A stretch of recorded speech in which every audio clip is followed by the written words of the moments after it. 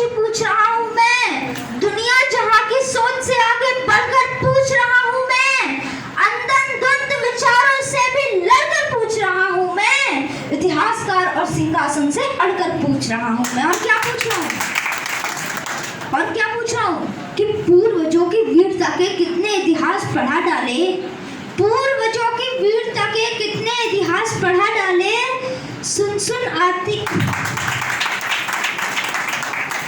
सुन आती हंसी मुझे इतने उभास पढ़ा डाले। मैंने इतिहासों के अंदर कितने कितने महान सुने, कई राणा महाराणा और कितने ही चौहान सुने। सूरज की सारी किरणें भारत से होकर जाती थी, सुना यहाँ तक सारी दुनिया आरत कहलाती थी। अरे संत महात्मा वीरों से ही मेरे देश का नाम रहा, संत महात्मा वीरों से ही मेरे देश का नाम रहा। अरे फिर भी मेरा भारत क्यों 1200 वर्ष गुलाम रहा, फिर भी मेरा भारत क्यों 1200 वर्ष गुलाम रहा। यहाँ पन्ना सी तरोड़ाई थी फिर भी ये देश गुलाम रहा। मेरे देश में क्या क्या था मित्रों कि यहाँ पन्ना सी तरोड़ाई थी फिर भी ये देश गुलाम रहा। इस देश में लक्ष्मीबाई थी फिर भी ये देश गुलाम रहा। यहाँ पन्ना सी तरोड़ाई थी फिर भी ये देश गुलाम रहा। इस देश में लक्ष्मीबाई थी फिर भी ये देश गुलाम रहा। क्या चाणक्य की कूटनीति बिल्कुल भी काम नहीं आई? क्या गंगा यमुना जैसी नदियां रौद्र रूप न दिखलाई? इतिहासों के पृष्ठों में तो पृथ्वीराज मतवाला है, चेतक वाले महाराणा का 1 कुंटल का भाला है। दोनों हाथों से कर्मवती रानी तलवार चलाती थी, इज्जत हेतु रानी पद्मिनी अग्नि में जल जाती थी। भारत माता का सीना उस दिन गर्व से फूल गया जब 19 वर्ष का खुदीराम हंसकर फांसी पर झूल गया। भारत माता का सीना उस दिन गर्व से फूल गया जब 19 वर्ष का खुदीराम हंसकर फांसी पर झूल गया। अरे बच्चों ने बचपन दे डाला, वीरों ने जवानी दी, दाग गुलामी का भी है माओ ने कुर्बानी दी, दाग गुलामी का भी है माओ ने कुर्बानी दी। संदेह नहीं बिल्कुल भारत वीरों की धरती है। पूरे विश्व को कोई शक संदेह नहीं है कि हिंदुस्तान क्या है, हिंदुस्तान के लोग क्या है। वहीं से कहता हूँ कि शक संदेह नहीं बिल्कुल भारत वीरों की धरती है। गंगा यमुना जैसी नदियाँ इसकी आरती करती है। इतिहासों में सच लिखा है राणा चौहान हुए, घास फूस कर देश बचाया कितने बड़े महान हुए। अरे देखो भारत के नक्शे पर बारूदों के ढेर पड़े हैं, देखो भारत के नक्शे पर बारूदों के ढेर पड़े हैं। अरे देखो भारत के नक्शे पर बारूदों के ढेर पड़े हैं। विपदाओं से क्या सीखा, हम जहां खड़े थे वहीं खड़े हैं। विपदाओं से क्या सीखा, हम जहां खड़े थे वहीं खड़े हैं। चंदन जैसी माटी को फिर से खतरे में डाल रहे हैं। अरे आस्तीन के अंदर हम कितने सांपों को पाल रहे हैं। ना हारे दुश्मन से हम ना फांसी फंदों से हारे हैं। अरे हम तो घोर अहिंसक घर के जय चंदों से हारे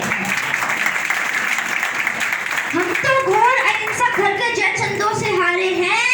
पहली बार आरत को उस दिन ज्यादा शौक मिला। मित्रों मैं अपने देश की सबसे बड़ी गलती बताने जा रहा हूँ। अगर ये गलती हमारा देश हिंदुस्तान नहीं करता तो आज हमारा क्षेत्रफल 32 लाख वर्ग किलोमीटर है, ये 1.5 करोड़ वर्ग किलोमीटर होता। पहली गलती कौन सी थी मैं आपको बताता हूँ कि पहली बार आरत को उस दिन ज्यादा शौक मिला। शस्त्र फेंक कर बना अहिंसक जिस दिन यहाँ अशोक मिला। शस्त्र फेंककर बना अहिंसक जिस दिन यहाँ अशोक मिला। रक्त देकर अगर दया उसका हृदय पिघलाती ना, सच कहता हूँ 17,000 की सेना अरब से आती ना। 4 औरत की कीमत 1 दिरा नहीं लगते, बेचारी माँ बहनों के मीना बाजार नहीं लगते। दुनिया जूझ रही जिससे ये शोर शराबा ना होता, पंजाबी नाम से इस दुनिया में खून खराबा ना होता। आतंकवाद की मुझे बताओ असली देन कहाँ से है, बगदादी हाफिज सैयद दाऊदला देन कहाँ से है। इतिहासों को मत झुठलाओ, कथा कहानी किस्से भारत के हिस्से थे। आतंकी जहां पलते हैं वो भी भारत के हिस्से थे। और इस भीषण खून खराबे में दुनिया ने क्या क्या खोया है। एक आरोप लगाता है बच्चा इस मंच पे खड़े होके कि इस भीषण खून खराबे में दुनिया ने क्या क्या खोया है। अप्रत्यक्ष ही आतंकवाद का बीज हम ही ने बोया है। आप लोग सोच रहे होंगे कैसे हो गया। मैं बताता हूँ कौन लोग थे हम, क्या लोग थे हम, पहचान क्या थी हमारी। इस बात के जिम्मेदार हम क्यों नहीं हैं। हम विश्व गुरु थे। विश्व गुरु वाला परिधान दिखाना था, हमने वो परिधान फेंक दिए, वो वस्त्र उतार के फेंक दिए। हम विश्व गुरु थे, विश्व गुरु वाला परिधान दिखाना था, सुख शांति जय और मन का जपको पाठ पढ़ाना था।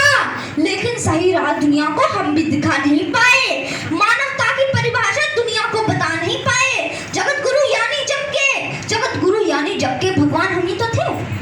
जगत गुरु यानी जग के भगवान हम ही तो थे। अरे सारी दुनिया मूर्ख थी, उसके विद्वान हम ही तो थे। और अंजाम गलत आता है तो गलती शुरू की होती है। और शिष्य अगर नालायक हो तो गलती गुरु की होती है। शिष्य अगर नालायक हो तो गलती गुरु की होती है। गलती ही दोहराई है हम, अब भी सीख नहीं पाए। गलती ही दोहराई है हम, अब भी सीख नहीं पाए। गर्दन पर आरे चलते थे फिर भी चीख नहीं पाए। गांधी बाबा तुमने हमको एक मोड़ हथियार दिया, दोनों गाल सूज गए लेकिन हमने ना वार किया। आदर्श तुम्हारे जिंदा है, बड़े महान हो तुम बापू। संपूर्ण विश्व में इस भारत की एक पहचान हो तुम बापू। अगर आपने चाहा होता तुम भी ऐसे ले सकते थे। देश बेचकर अंग्रेजों से मोटा गैस ले सकते थे। स्वदेशी का नारा देकर दिन भर चरखा चलाते थे। देश का खर्चा ज्यादा ना हो आधा लैंप जलाते थे। आधी आजादी का बापू तुमको ही हकदार कहूंगा। आधी आजादी का बापू तुमको ही हकदार कहूंगा। कोई विरोधी तेरा होगा मैं उसको गद्दार कहूंगा। लेकिन देश के बंटवारे पर बापू गुस्सा तन जाता है। देश के बंटवारे पर बापू गुस्सा तन जाता है। गुस्से के बदले किसी गॉड से का मंदिर बन जाता है। और भारत माता की छाती पर चलता आ रहा रुका नहीं। सन 47 का बापू तुमसे बंटवारा रुका नहीं। सन 47 का बापू तुमसे बंटवारा रुका नहीं। तुमने बापू बोला था ये शाद नहीं छटने दूंगा। अरे इंच इंच कट जाऊंगा लेकिन देश नहीं बटने दूंगा। और चंदा सूरज धरती अंबर सारे ही शर्मिंदा थे। जिस दिन देश बटा बापू उस दिन तुम भी जिंदा थे। जिस दिन देश बटा बापू उस दिन तुम भी जिंदा थे। ऐसे दरिंदों के हाथों से महिला हुए खिलौने थे। कविताओं में क्या बदलाऊं कर्म कितने घिनौने थे। और 40 लाख मृत लोगों का जिम्मेदार किसे लिखूं। अरे देश बांटने वालों में बोलो गद्दार किसे लिखूं। और कितनी थी आंखें जो रोते रोते पथराई थी। और पूछ रही लावारिस लाशें जो कुत्तों ने खाई थी। पूछ रही लावारिस लाशें जो कुत्तों ने खाई थी। हिंदुस्तान की माटी का परिवेश अदर में छोड़ दिया। मित्रों मैं इस कविता की सबसे कड़वी पंक्ति बताने जा रहा हूँ कि हिंदुस्तान की माटी का परिवेश अदर में छोड़ दिया। बंटवारा करके भी बापू देश अदर में छोड़ दिया। बंटवारा करके भी बापू देश अदर में छोड़ दिया।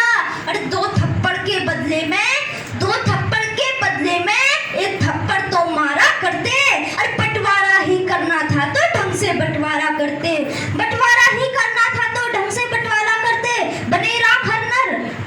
हर नर हर नारी रानी झांसी हो। देशद्रोह गद्दारी की सजा देश में फांसी हो। पूर्वजों से हुई गलतियां तुम भी कल दोहराओगे। सच कहता हूँ देशवासियों नक्शे से मिट जाओगे। संसारी सब सुने सूरमा सकते साथी शेर सुने। मजबूत सुने और मर्द सुने जो बनता हो वो दिलेर सुने। दिल वालों का का स्वर्ग नहीं हूँ, गद्दारों का नर्क हूँ मैं। आर्यभट्ट का गणित नहीं हूँ, आयुर्वेद का चरक हूँ मैं। बच्चे भी देश पर जान लुटाते, अपनी यही कहानी है। वो लाखों सैनिक रखते हैं, हम 1.25 अरब सेनानी हैं। और अविरल बहता माँ गंगा का, अविरल बहता माँ गंगा का पानी बोल रहा हूँ मैं। और सुन ले विश्व समूचे, हिंदुस्तानी बोल रहा हूँ मैं। चक चक परशुराम।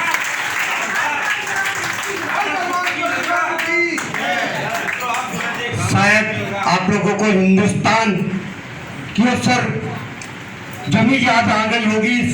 बाल गोपाल कवि को मैं प्रणाम करता हूँ, और इसके अगर माता पिता आए तो मैं मंच पर उन्हें प्रणाम करने के लिए आमंत्रित करता हूँ। इनके साथ जो आए हुए हैं, इनके माता पिता जो भी आए, उन्हें मैं मंच पर आमंत्रित करते हुए उन्हें मंच के माध्यम से हम प्रणाम करते हैं कि वाकई में कहते हैं कि एक ब्राह्मण बच्चे के संस्कार उसके माता पिता देते हैं। ऐसे भाई साहब को, आदिति को मैं प्रणाम करता हूँ कि वाकई में एक बात तो जरूर है कि नन्हे मुन्ने बच्चे ने आज हमारे शरीर के रोंगटे, बाल बाल के रोंगटे खड़े कर दिए। तो बोलिए भारत माता की, भारत भारत माता की, भगवान परशुराम की जय हो। भगवान परशुराम की। आप लोगों का हृदय की गहराइयों से हम आभार व्यक्त करते हैं कि आपने अपने बच्चे को इस उम्र में जो शिक्षा दी है, वाकई में इसका भविष्य इतना उज्जवल है कि एक बार कर्तव्य ध्वनि से जोरदार तालियों से इसका स्वागत वंदन अभिनंदन करते हैं। हम इसको पुनः उज्जवल भविष्य की मनोकामनाएं करते हैं, और ये हमारे समाज का गौरव है, और ये हिंदुस्तान का एक गौरव है। जय हिंद बेटा, थैंक यू।